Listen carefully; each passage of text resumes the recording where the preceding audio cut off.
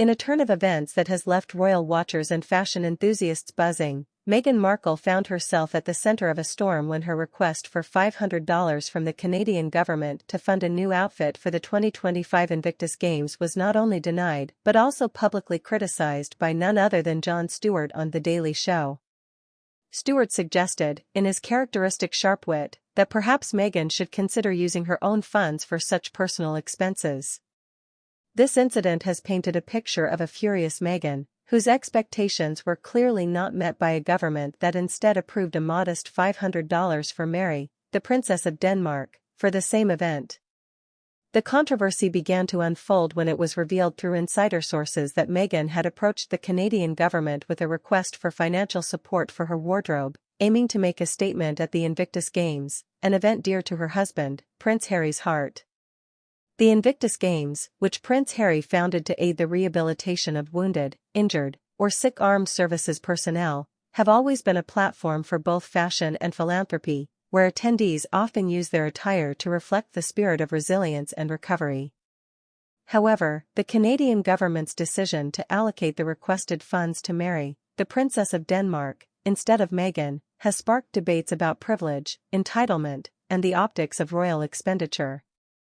Critics have been quick to point out Meghan's apparent disconnect from the financial realities faced by most Canadians. At a time when government budgets are scrutinized for every dollar spent, the idea of funding royal fashion choices seems particularly tone-deaf. This sentiment was echoed by John Stewart, who, known for his candid commentary, didn't shy away from questioning why someone of Meghan's wealth and influence would seek public funds for personal attire.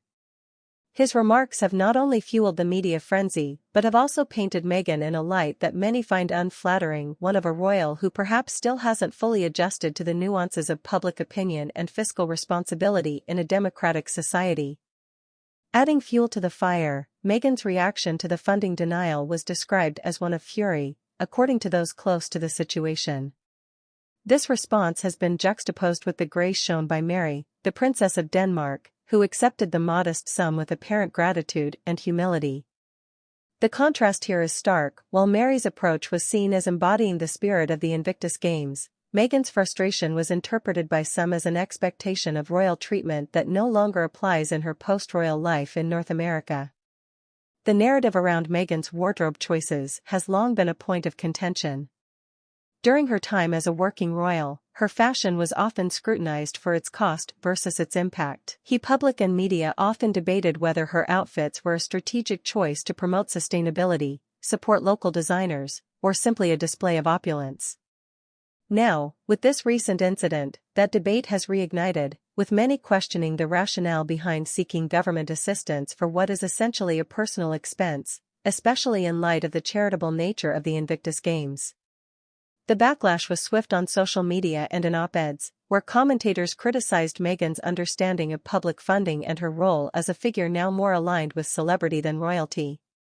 There's been a call for her to leverage her influence and resources to promote the Games in ways that don't burden taxpayers, perhaps through partnerships with sustainable fashion brands or designers who align with the values of the event. Moreover, this incident has sparked discussions about the broader implications of royal and celebrity endorsements. If Meghan had used her platform to wear and promote affordable or sustainable fashion, it could have been a powerful statement at the Invictus Games. Instead, the focus has shifted to her perceived petulance over funding issues, overshadowing the event's mission. As the dust begins to settle, it's clear that this situation has not only highlighted Meghan's current standing in public perception, but also raised questions about how former royals navigate their public roles outside the traditional constraints of monarchy. The expectation might be for figures like Meghan to lead by example, showcasing independence and personal responsibility in their choices, particularly when it comes to how they engage with public resources.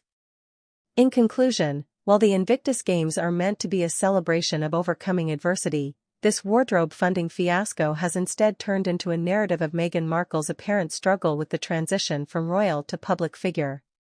The implications of this event go beyond fashion, touching on themes of public service, personal responsibility, and the enduring scrutiny faced by those in the public eye. Whether this will affect her future engagements with the Invictus Games or her public persona remains to be seen, but for now, The conversation around Meghan Markle has taken an undeniably contentious turn.